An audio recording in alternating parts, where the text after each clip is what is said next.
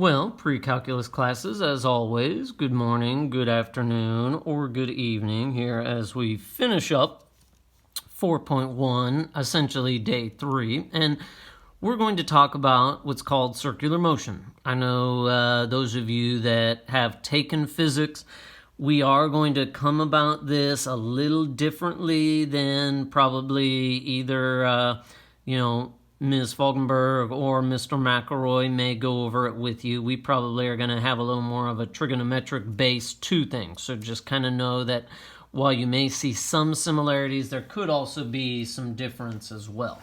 But when we talk about circular motion, there's really two components to it. There's what's known as linear speed, and there's also what's known as angular speed. Well, I know one of the good examples to kind of even illustrate this is, if you think about like a carousel ride at a carnival, you have like 4 rows of circular animals. So basically what I'm going to do is kind of think about this from above. Well, I know a lot of times it's horses. Well, you'll have a, row of animals and they, the carousel rotates around, and the biggest thing that happens is, they all rotate or revolve, whatever you want to say, once in the same amount of time. But what is different is you can even see that the closer you are to the center, each animal doesn't cover the same distance. If you're on the outer animal, you probably go almost twice as far as the one that's on the inner. And that is linear speed. So like if you were sitting on the outside, it's going to feel like you're moving a lot faster than if you're sitting on the inside. That's linear speed. But again, they all rotate or revolve in the same amount of time. The one on the inside goes around in 20 seconds. Well, so does the one on the outside. That's because they're all rotating around that fixed point. That's the difference between linear speed and angular speed. Now, kind of even going back to some things we looked at already in this section, we're going to talk about, again, S is arc length. The arc length formula can be used to actually look at the motion of a particle along a circular path. So linear speed is arc length over time. Well, arc length is r theta over t. Angular speed, measure of the central angle divided by time, theta over t. Really the only difference in these two formulas, linear speed involves the radius, and that's the reason that each animal feels like it's moving at a different speed. The radius from here to here is smaller than the radius from the center to the outside. So those are the two core formulas for linear and angular speed. Obviously, it says, recall here that S equals r theta. Well, that's your arc length formula. What happens if we divide both sides by t? Well, you would have S over t equals r theta over t. So basically, if you took each of these sides, so S over t, well, S is r theta. That is linear speed. Theta over t is your angular speed. So the linear speed equals the radius times the angular speed. This is something that we will actually use probably more than these two formulas. Now, I'm not going to say you won't ever use them, but probably this is the more common one. So again, the angular speed is constant for the carousel. You could find the linear speed for each horse or animal by multiplying the angular speed by the radius to each specific animal. So, a couple of examples where, yes, we will actually use these two formulas. One of the things that you'll see is used quite a bit are the hands on an old analog clock. The second hand on a clock is 10 centimeters long. Find the linear speed of the tip of the second hand as it passes around the clock face. Well, there are actually two different ways you could do this, and that's why I know you've heard me mention anytime we're working with a application or word problem, units actually make a big difference. So find the linear speed. So linear speed r theta over t. Well, the radius is 10 centimeters. Theta, we're going to say as it passes around once. Well, you've got two options here. One time around is either 2 pi or 360 degrees. Use 2 pi.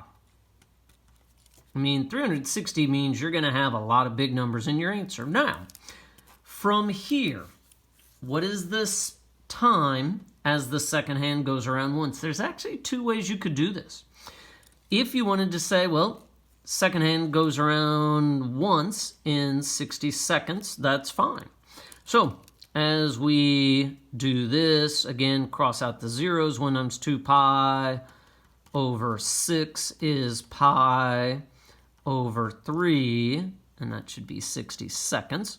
So it's pi centimeters per 3 seconds. Or you could have even done it this way. Well, radius is still 10 times 2 pi.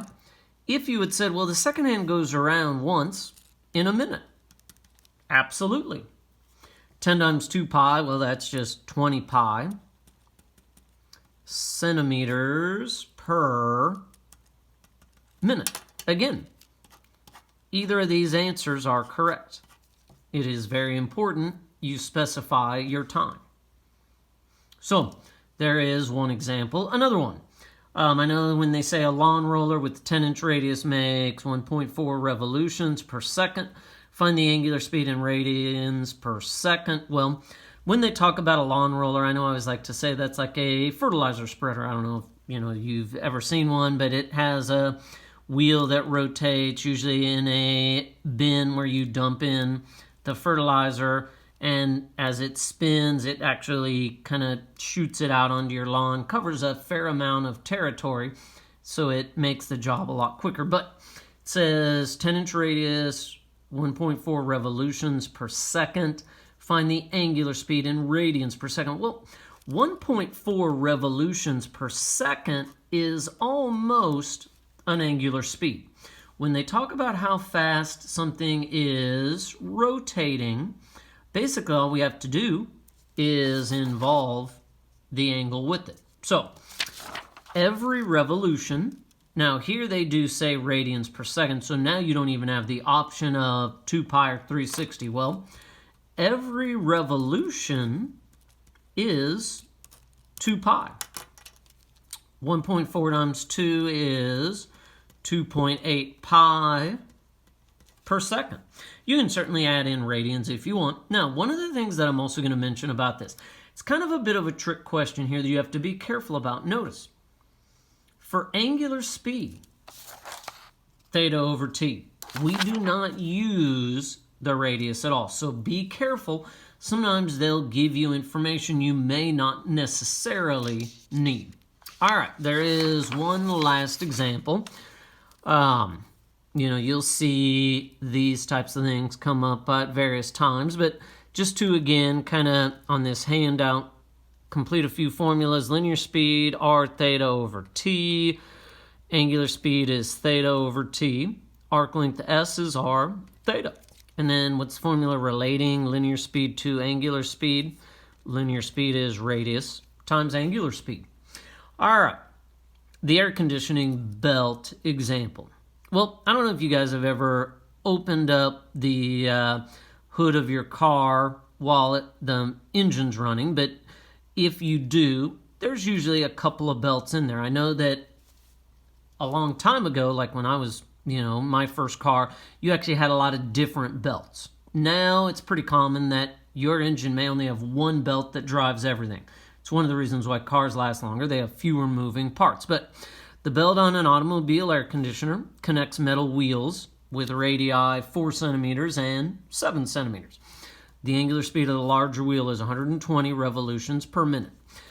And like it says here, we'll just kind of set up a quick picture of this. So basically what you have a smaller wheel with a larger wheel, and there is a belt that turns around these two wheels or gears.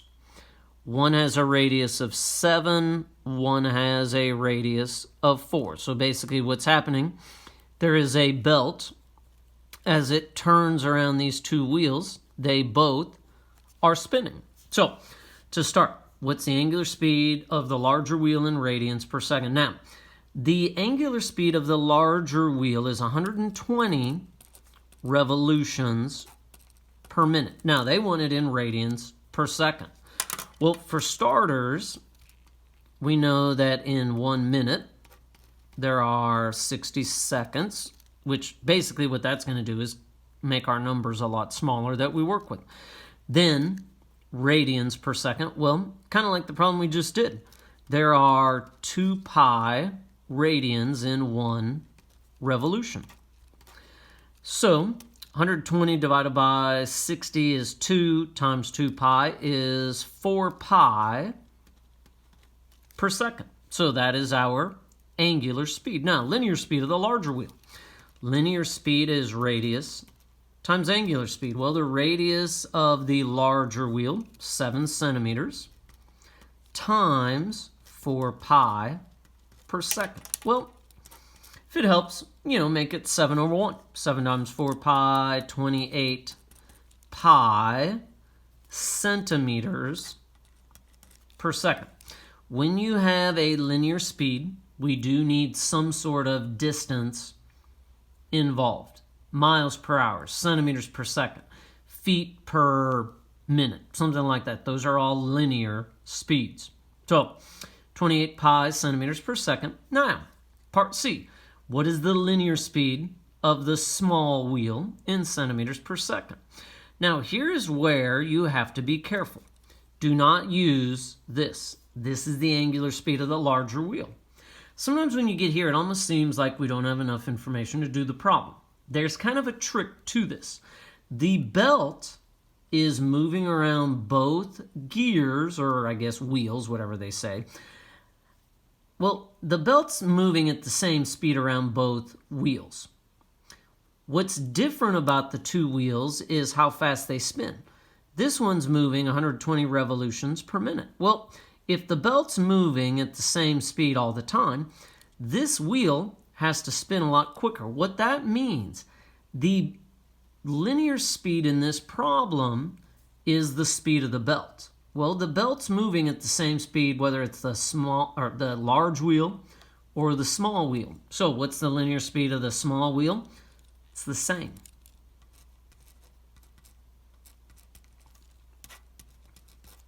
Don't have to do any work at all. Now, to get the angular speed of the smaller gear in radians per second, we will use this, and then we know that, again, linear speed equals radius times angular speed, so 28 pi centimeters per second. We know the radius is 4 centimeters times the angular speed. So all we're going to do, divide by 4. And when we do that, 28 divided by 4 is 7 pi per second. And again, because you're technically dividing by 4 centimeters, you even get rid of those units if you want to even be that exact. So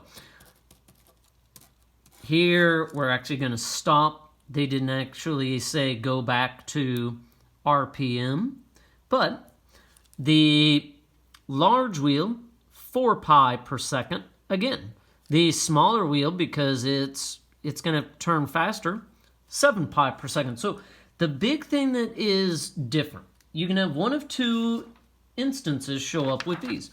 You can either have where things turning around a fixed point, they all have the same angular speed, but each animal had a different linear speed. Whereas here, you have one belt turning around 2 different wheels, then linear speed's the same, both angular speeds are different. So that's where you do have to kind of be a little bit careful, but This does now complete everything we're going to look at in section 4.1.